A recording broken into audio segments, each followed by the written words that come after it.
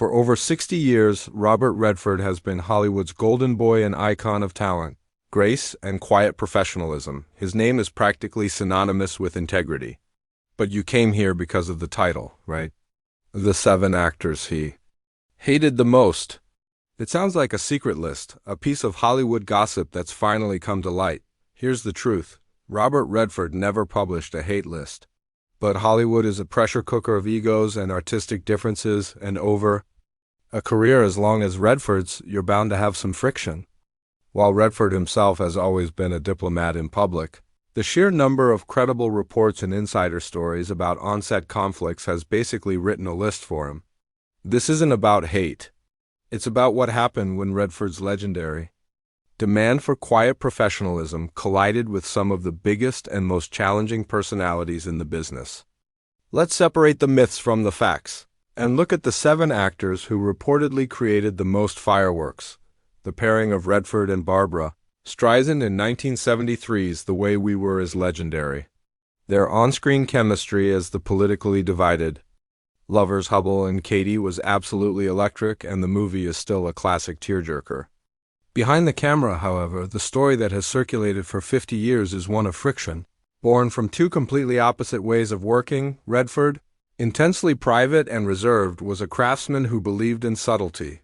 Streisand, on the other hand, was a force of nature, a perfectionist who was deeply involved in every single detail, from her lighting to her lines.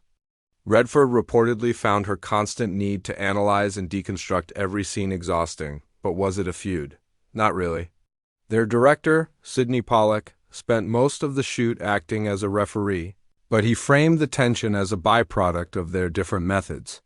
He believed that the very friction that made them challenging to work with off-screen was exactly what created their explosive on-screen chemistry.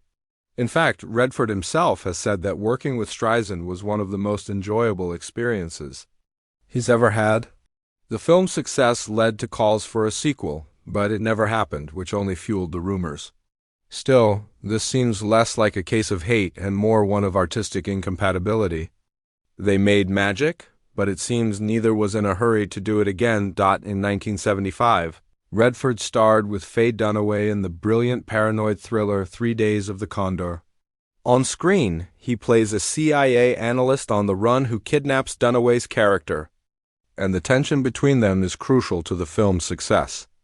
As was becoming a pattern, the on-screen dynamic was rumored to mirror the off-screen one. By the mid-70s, Faye Dunaway had a reputation for being a formidable, and sometimes difficult, actress.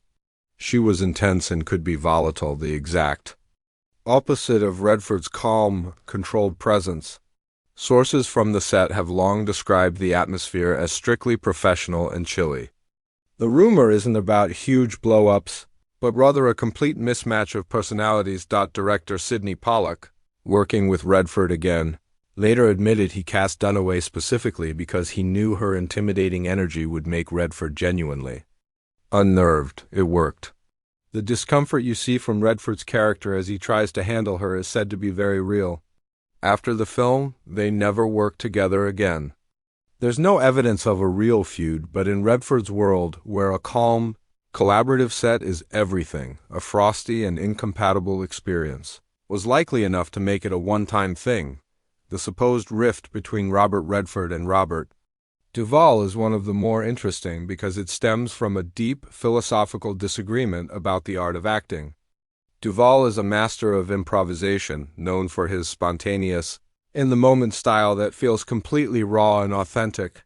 He thrives on a bit of chaos, believing that's where the truth is. For Redford, that approach was reportedly a nightmare.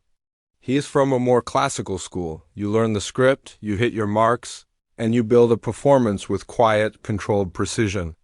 To him, an actor going off script wasn't artistic freedom. It was a lack of discipline that disrespected the crew and the entire production. While there are no documented blow-ups, insiders have described Redford as quietly frustrated whenever they worked together early in their careers. As Redford's power in Hollywood grew, he built his film sets on a foundation of discipline and collaboration. Actors known for a more chaotic style like Duval simply weren't invited. This wasn't personal animosity, it seems. but a fundamental divide between two masters who approach their craft from opposite ends of the universe. We're just getting to the really juicy stories. If you're enjoying this look behind the curtain of Hollywood, do us a favor and hit that subscribe button. The conflicts only get more interesting from here. The clash between Redford and Tom Cruise on the 2007 film Lions for Lambs was a battle between two different Hollywood eras. Redford directed and co-starred in the film, which he saw as a powerful, dialogue-driven critique of the war on terror. Essentially, he wanted to make a Sundance-style film with A-list stars. Enter Tom Cruise, who wasn't just a co-star. He was also the head of United Artists, the studio co-financing the movie. Cruise, a global superstar, is known for his intense focus on a film's commercial appeal. The friction started when Cruise and his team reportedly began pushing for script changes to make the film more palatable to a global audience, softening its sharp political edges. For Redford, the champion of independent, director-driven filmmaking, this was a cardinal sin. He felt his artistic vision was being compromised by corporate interests. One unconfirmed story claims that during a discussion about a scene, Redford grew so frustrated with the focus on commercial appeal he asked, "Are we making a movie or a 2-hour commercial?" Though both men remained professional on set, this ideological struggle defined the production. In the end, Redford made the film he wanted to make, but it was a box office failure, which likely just proved to each of them that their own approach was the right one.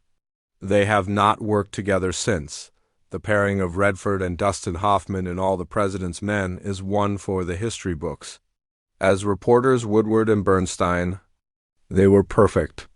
The movie was a masterpiece, and according to decades of reports, that perfection was born from relentless on-set conflict. It all came down to a collision of acting philosophies. Redford was controlled and prepared. Hoffman was the king of method acting, immersive, unpredictable, and willing to do anything to get a true reaction, even if it meant throwing the set into chaos.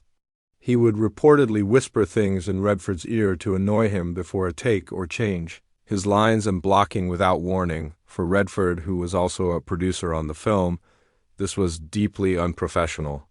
Their arguments became a daily event, with director Alan J. Pakula often playing mediator. The tension got so bad that they reportedly stopped speaking to each other off-camera for long stretches. And yet, everyone, including Redford in later years, admitted that this exact friction is what made the movie brilliant. The on-screen annoyance and competitive energy between Woodward and Bernstein was entirely real. They created a masterpiece. But the experience was reportedly so taxing that they have never shared the screen again. This is maybe the most fascinating case on the list, because the animosity between Robert Redford and James Woods allegedly exists without them ever having worked together. According to long-running industry rumors, Redford found Woods' personality so abrasive that he preemptively blacklisted him from any project he was involved with. Woods has a reputation for being a provocateur, outspoken, confrontational, and politically fervent. Redford, on the other hand, values harmony and focus. The most famous story, though completely unsubstantiated, takes place during an audition. Woods supposedly came in to read for a part, and the session quickly turned into a heated debate, with Woods challenging the script and the character. The story goes that Redford was so put off by the display that he walked out and made it known that Woods would never work in one of his films. Woods himself has hinted that his outspoken conservative politics have cost him roles in liberal Hollywood.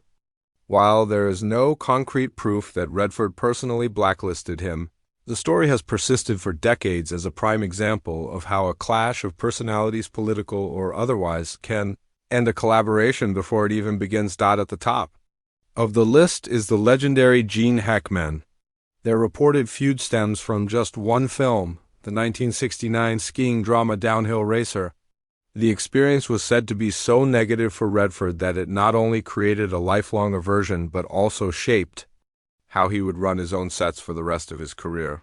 Downhill Racer was Redford's passion project. He was the star and the driving force. He cast Hackman as his coach, Hackman, even then, was known for his explosive, intimidating, and confrontational style. Redford allegedly discovered that this wasn't just an act. Reports from the set describe Hackman as a disruptive presence, who constantly challenged the director and brought an aggressive energy that poisoned the atmosphere. Redford, who craved a calm, professional environment, was reportedly in a constant state of frustration. The breaking point, according to one story, was a confrontation in Hackman's trailer where Hackman unleashed a tirade of complaints. For Redford, this was the ultimate unprofessionalism. He finished the film, which became a cult classic, but he reportedly vowed never to work with Gene Hackman again. He kept that promise. More importantly, the experience became his blueprint for what not to do. When he became a director, he made it his mission to create sets built on collaboration and a strict no-drama policy, allegedly telling people he'd never put a crew through that again. So there you have it. This isn't really a hate list. It's a series of stories about what happens when an artist who demands quiet, disciplined focus runs up against the chaotic, unpredictable, and ego-driven forces of Hollywood. From philosophical divides with Dustin Hoffman to a Cold War over commercialism with Tom Cruise. These rumored conflicts reveal a man fiercely protective of his artistic standards. Robert Redford has always taken the high road publicly, but the pattern is hard to miss. These stories show that his golden boy image wasn't passive, it was a standard he was willing to fight for. Which of these Hollywood clashes surprised you the most? Do you think the on-set tension was a secret ingredient for these classic films? Let us know your thoughts in the comments below. And if you enjoyed this look into the stories behind the spotlight, don't forget to like and subscribe. Thanks for watching.